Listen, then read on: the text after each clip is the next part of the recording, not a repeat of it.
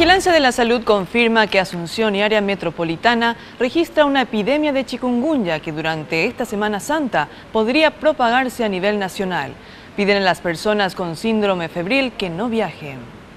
Si bien se presentaron nuevos brotes principalmente en la zona de Paraguarí, no se observaron cambios con respecto a la última actualización en el resto del área metropolitana de Asunción.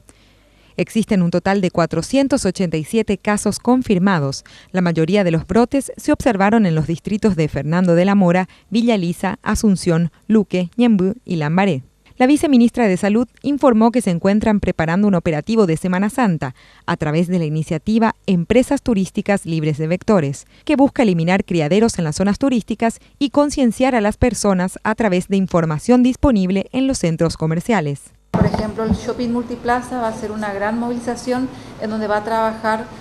dentro del shopping la eliminación de los criaderos y prácticamente 14 manzanas alrededor para la eliminación de los criaderos. Aparte también, a partir de la firma de este acuerdo que hemos hecho con los shopping,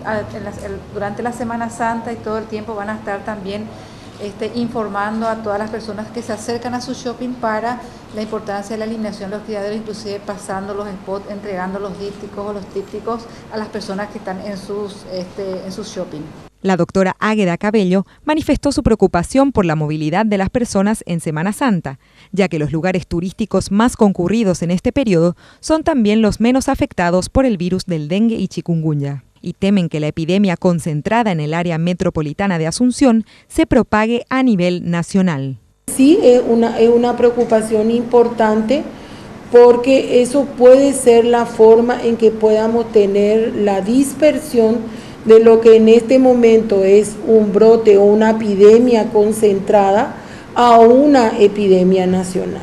que es la principal preocupación del Ministerio de Salud.